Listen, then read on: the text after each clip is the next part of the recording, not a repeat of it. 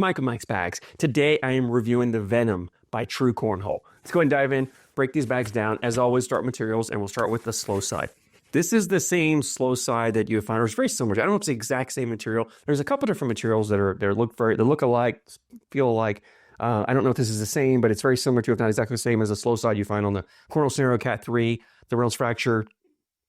BG, the Shapeshifter, I believe, also uses this same material on the slow side. It's a very soft part. This is actually the back side of the material, but it's the same side you find on the 3 bags. Those 3 bags all use the back side as well. It's the soft side of the material. I love the way it feels.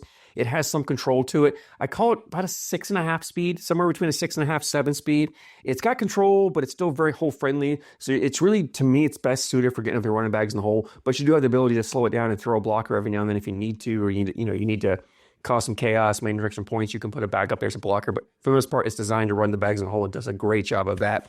Fast side, this is the same fast side that True Cornhole uses on the Tremor XD, same fast side you find on the Big Mac bags, whatever.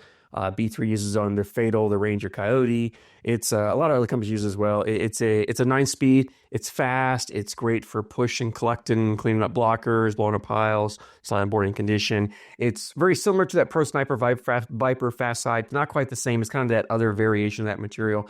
I like this material a little better. It seems to feel a little better to me, a little softer feeling when it breaks in really well. So about a 6.5, 9 speed for these Venoms here. Template wise, it's a medium template bag. It's got a medium amount of fill in here. It does have some flop to it. It is not overly floppy, but it has flop. And honestly, for a bag of these speeds, I like to have a little bit of flop because that flop gives the bag forgiveness. And this bag's a very forgiving bag. The fill in here as well, it's a mixed fill, but I think it's got mostly that flat disc. It's got flat disc, it's got some round beads, it's got some other as well. So it's a good blend of fill. I love the fill that True uses in this bag. It just gives the bag, that those beads give the bag just enough drippiness, but it's got enough flat that the bag has little to no kick to it whatsoever. Like I said, it's a very forgiving, this slow side material is very forgiving. The flop gives it forgiveness, and that disc fill in here really gives that bag that forgiveness. So when it lands, even if you put a tilt or an angle, you don't throw the flattest of bags, it's going to land fairly flat and run straight and trip the board. So very little to no kick on it whatsoever. Love the forgiveness on it. There's enough flop in here that you've got that forgiveness around the hole where if you're missing left or right, I talk about all the time, that landing zone on the board, that kind of imaginary rectangle box that you got to put your bag in so it can still catch the hole and go in. Those fuller bags, those fuller, stickier, slower bags have a smaller landing zone. The larger, floppier bags have a larger landing zone. This has got a little bit bigger than normal. There's enough flop here that that corner will grab and hook that side of the hole and pull around and drip the bag right back in for you. So and because these materials are very hole friendly, if you can get it hooked and get it coming, you got enough speed, it'll hook and pull on its own. If it sits there, it's not hard to collect. The other thing I didn't mention as well is this bag does have that Drip Tech liner that True Cornhole uses in all their bags. So you got a nice liner here. It gives us a super slick material on the inside of this slow side material, which reduces the friction, the drag that fill has. So it encourages the fill to kind of keep moving instead of getting caught up and hung up in the fill. It allows that fill to keep moving and causes the bag to drip it. So it's definitely a performance liner in here, which just adds a little bit to the whole friendliness of the bag. I think I said True uses in all their bags. I'm a fan of these performance liners. I really like the way they play, and I think it just gives you just that little bit of advantage that you need. It makes a difference in the game. If you've got a close game where it's a couple points difference, sometimes that liner helps one bag go in that may not go in otherwise. So really a big fan of that. These bags are ACO stamps. So if you're playing the ACO, you can throw these Venoms. Let's go ahead and jump in and talk more about playability here. And it's a fairly straightforward bag. To me, this bag, if I'm pulling it out, it's because I want to run bags in the hole. That's what it's best suited for. You're putting your 4 bags in, outscoring your opponent, getting those 12 points and just trying to outlast them. It does a phenomenal job on that. Enough speed on the fast side that if your opponent's throwing blockers, you can just push through their blockers and keep it clean if you want to. Or you have the ability to throw a blocker. You have the ability to, with the flop here, enough of the flop and the forgiveness, you can kind of step out and do that get around, that bully bag. You can either just sneak around and try to hook the hole and pull your bag in, or you can kind of push into their blocker, spin out of the way, take hole control, or your bag goes in. So you can do that get around or the bully / get around bag with these Venoms really well. You have the ability for shot shaping to some degree. If you're, and I say it all the time, if you're an advanced player at those rolls or flops, you can roll and flop any bag. If you're average to below average on trying to roll a flop, this is not a bag that's going to be that great for you to learn on. Once you get the technique down and you learn it and you start getting good at it, you can definitely do that with these bags. Cuts, you can make some subtle cuts with these bags. They'll make a little bit of movement. They're not making a harsh, aggressive movement like you are with a bag that has a stickier slow side or a bag that has a bouncier feel. I talk about the forgiveness.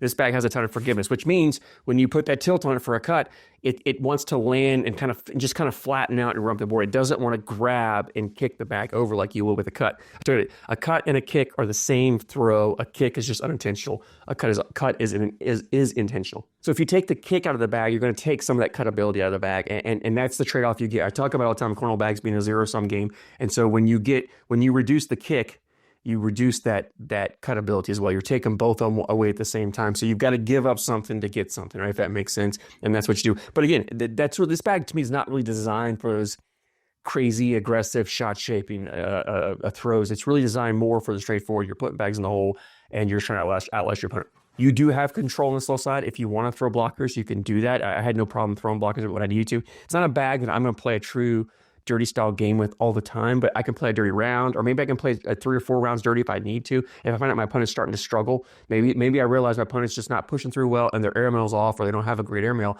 I may start throwing blockers and putting them in an uncomfortable situation. And you can do that with this bag. You've got enough control, you can do that. Again, because it's not very sticky, it doesn't make a great blocker because it's not hard to push through. It's not going to cause a lot of bags to kick off. It's pretty easy to push through.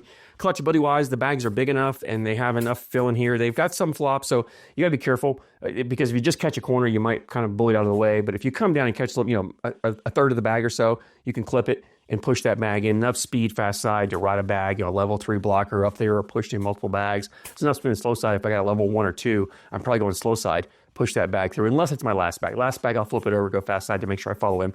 But it's definitely a bag that you can throw blockers up that you can collect. If you leave bags short, you can collect them no problem whatsoever.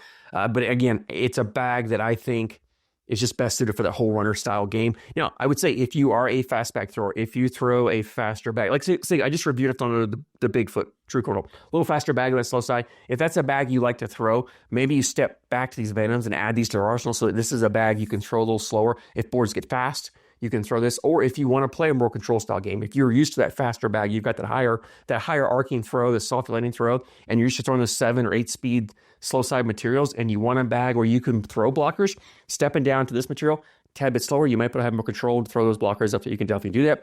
If you throw a lot of hybrid materials, it's kind of those 5, 5.5, 6 speed hybrid materials, and you want a bag that's just a touch faster, that's what you do these Venoms. You can take a step up, get just a hair bit faster, and maybe you use those hybrids for that dirty style game, and then you want to run bags in the hole, you pull these Venoms out. So it kind of bridges the gap between those different style plays, and depending on how you normally throw and what you're looking to add to your arsenal, Venom may be a great addition to your lineup. Huge fan of the way these bags play. I'm a big fan of True Cornhole. I've reviewed a lot of their bags. I love all their bags. They make great bags.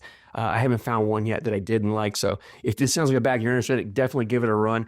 It leads me to availability. True Cornhole has a website, truecornhole.com. As always, I'll put a link in the description for you guys. The bags are only $80 right now. As I went to this review, they're on sale for $69.99, so $70 on sale. I don't know how long the sale's gonna go, so if you're interested in buying a set, you might want to jump on and grab them while they're on sale. Plus, if you use my code MikesBags10, it'll even bring that down even further. It'll take 10% off of that, so you can save even more money. Shipping from True Cornhole was $13, flat rate shipping on those. So with the current sale price of $70, you can get them shipped for $83 to you. But if you put the Mike's Bags 10 discount code in there, you'll actually get them shipped to you for $76. $76 shipped to you right now at truecornhole.com with code MikesBags10. Phenomenal price for an ACO stamp bag, high quality bags, definitely worth it. If you're on the fence about it, I'd go grab them now while they're in sale. I don't know how long the sale's going to last, so definitely get a set. I promise you won't be disappointed in them. If you throw in the Venoms, I'd love to hear your thoughts. Drop a comment down below. Let me know what you like about them. Always love hearing your guys' opinions. As always, I thank you so much for your support, and I thank you for watching.